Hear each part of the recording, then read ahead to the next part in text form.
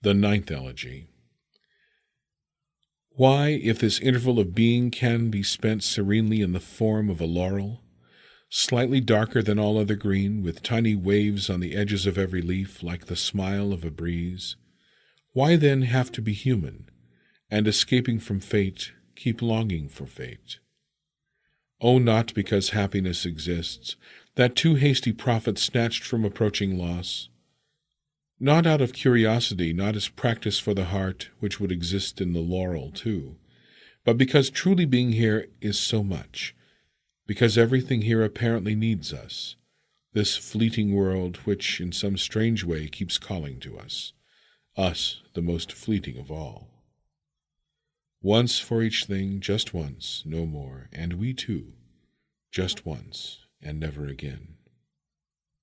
But to have been this once, completely, even if only once, to have been at one with the earth, seems beyond undoing. And so we keep pressing on, trying to achieve it, trying to hold it firmly in our simple hands, in our overcrowded gaze, in our speechless heart, trying to become it.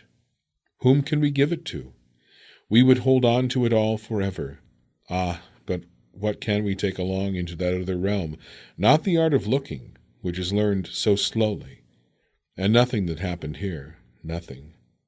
The sufferings then, and above all the heaviness, and the long experience of love. Just what is wholly unsayable. But later among the stars, what good is it? They are better as they are, unsayable. For when the traveler returns from the mountain slopes into the valley, he brings not a handful of earth, unsayable to others, but instead some word he has gained, some pure word, the yellow and blue gentian. Perhaps we are here in order to say house, bridge, fountain, gate, pitcher, fruit tree, window, at most columns, tower. But to say them, you must understand, to say them more intensely than the things themselves ever dreamed of existing. Isn't the secret intent of this taciturn earth, when it forces lovers together, that inside their boundless emotion all things may shudder with joy?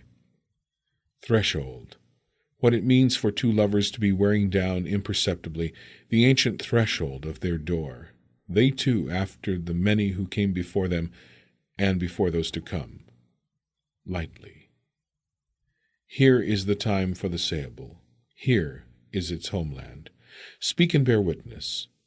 More than ever the things that we might experience are vanishing, for what crowds them out and replaces them is an imageless act, an act under a shell, which easily cracks open as soon as the business inside outgrows it and seeks new limits.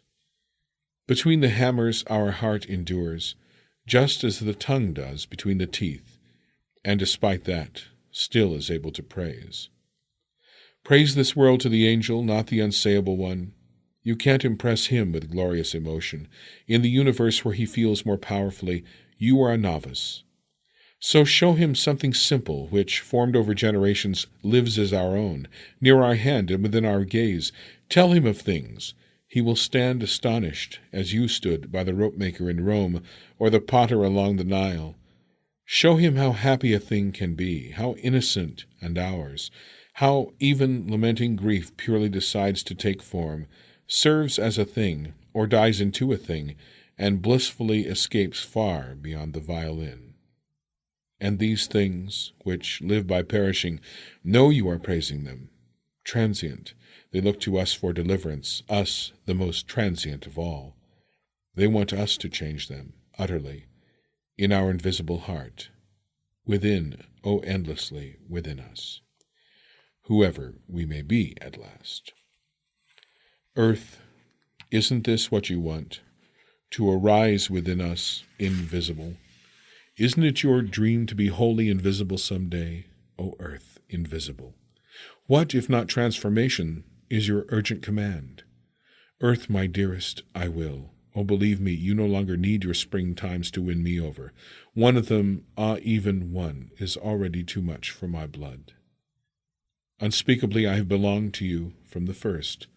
You are always right, and your holiest inspiration is our intimate companion, death. Look, I am living on what? Neither childhood nor future grows any smaller. Superabundant being wells up in my heart.